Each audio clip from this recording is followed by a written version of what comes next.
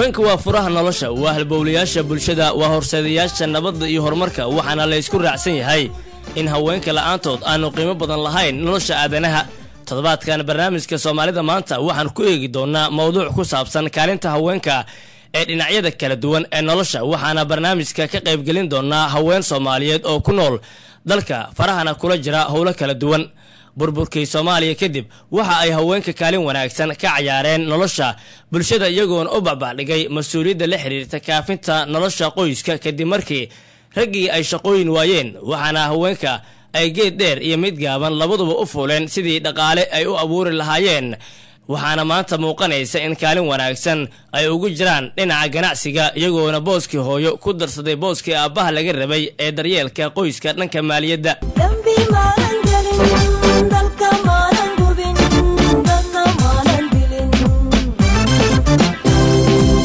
baraarujinta bulshada dhinacyada waxbarashada iyo nabadda ayay sidoo kale kaalin ka ciyaaraan haweenka waxaana iskuulada jaamacadaha dugsiyada iyo dhammaan goobaha waxbarasho ee dalka lagu arkaa haween waxbaranaya iyo kuwa waxbaraya dadka sidoo kale ka shaqaynta nabadda iyo ku dhiirigelinta dhinacyada dagaalama joojinta colaadda ayaa qayb ka ah kaalinta haweenka Soomaaliyeed ee ku nool xaaladaha adag ee dalka uu dhex maquunanayo iminka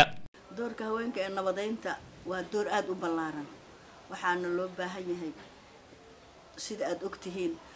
nabad aysan haween dhalin inuusan dhalanayn doorka haweenka had iyo jeer waa taagan yahay laakiin bulshadii kale ayaa aad uga badatay sababtoo ah dadkii kale maba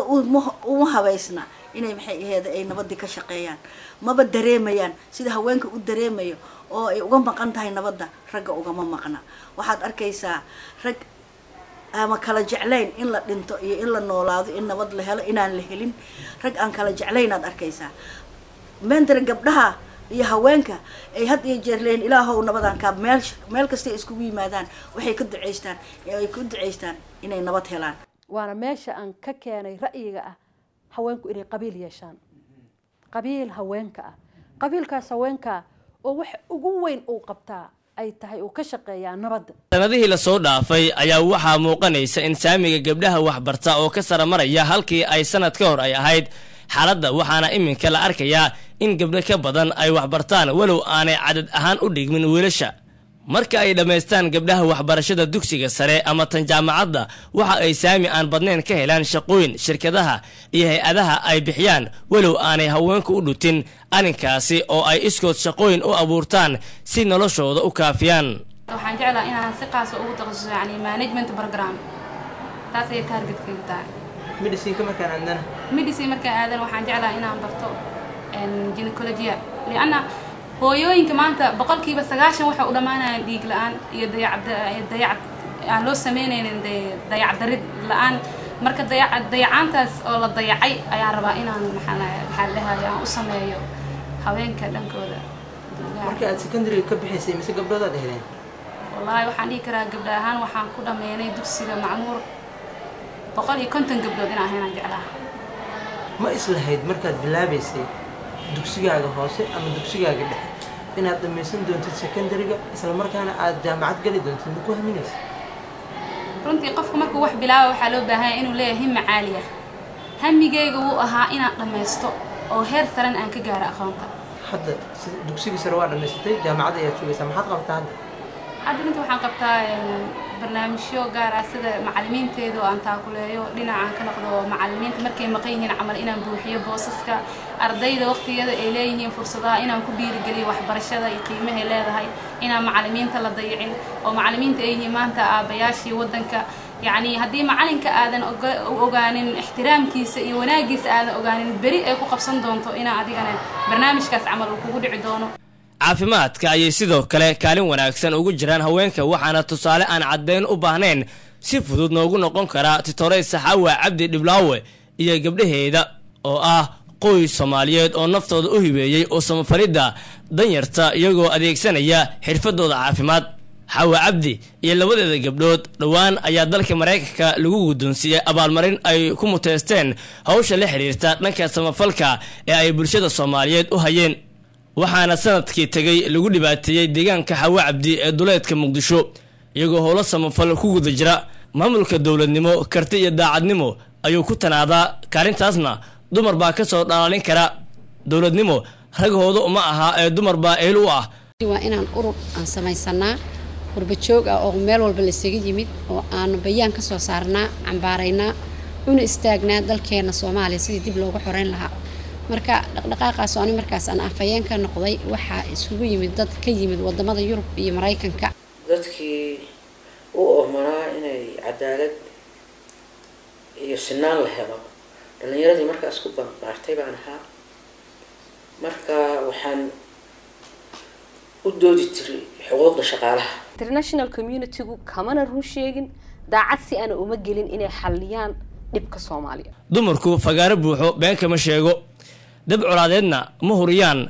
dumarku ma laayo kumanyaal wiil oo aan weli curan si uu darajo u gaaro dumarku uma hanqaltaago waxayna lahayn mana xadaan hanti umada ka dhaxaysa waa la soo arkay kumanyaal rag ah oo lagu soo eedeeyay laguna xiray xatooyo xoolo dadweyne haddana lama heli karo qof dumar ah oo tugnimadaasi lagu xanto inta raggu ku faano dumarku waa ka xishoodaan waxaadan lahayn committed wax kugu filan baad heli doontaaye waa loolanka xadgudub ah oo ragga ku gaar ah dumarkuna ka fiyow yahay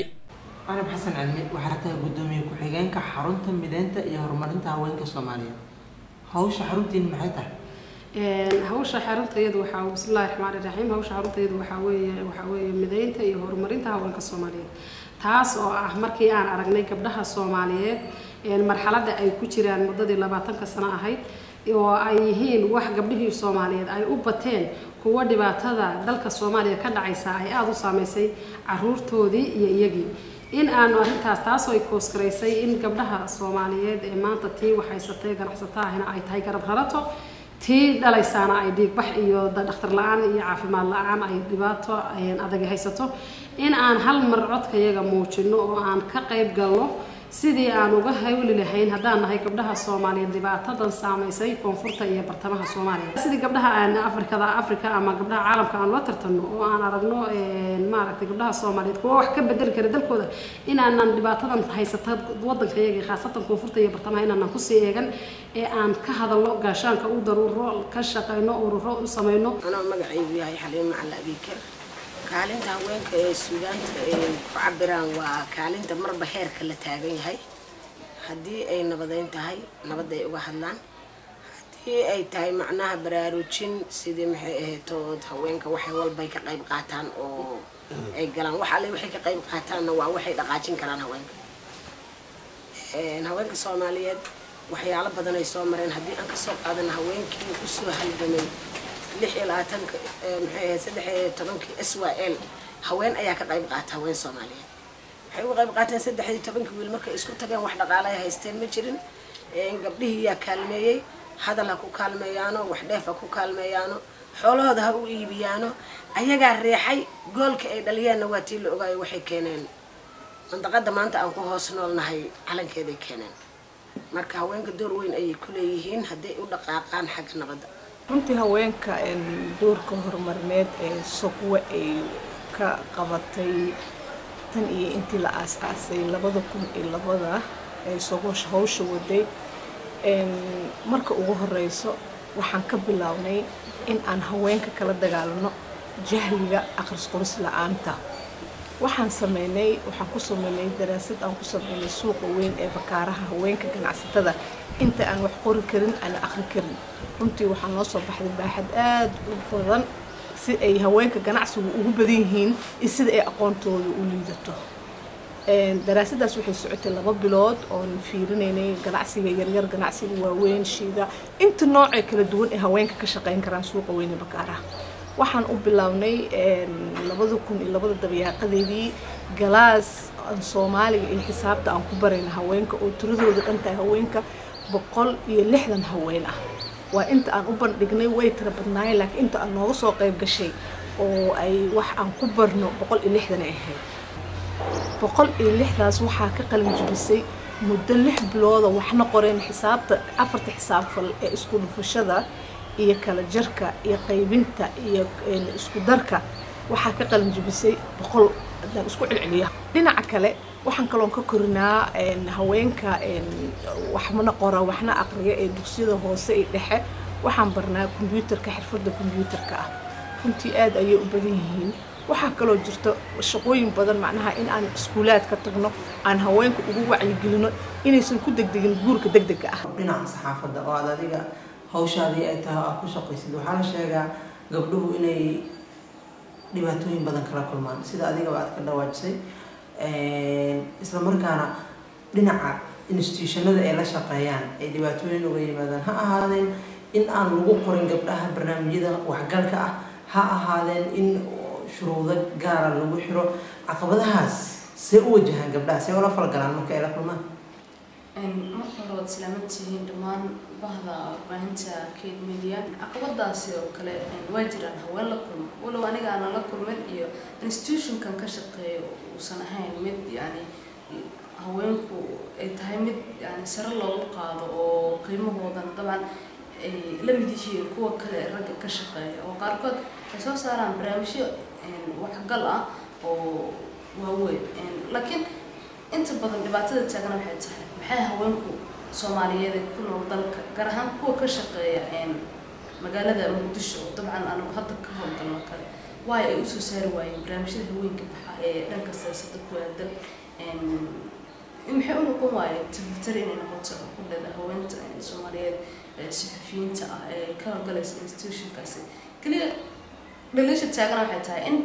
jagada noocaas oo kale lagu soo koobay ragga oo kale maamulka dawladnimo ee dumarku hogaamiyo haddana ku tanaaday nabadeen iyo horumar bulshadeed waxaa marqaati cad u ah haweenka reer Rwanda sanadkii 1994 xusuuqii beelaha Rwanda ka dhacay Soomaali ma soo marin mana soo mari doonto dhacdadaasi wixii ka dambeeyay dumar baa xilkii dalkaasi la wareegay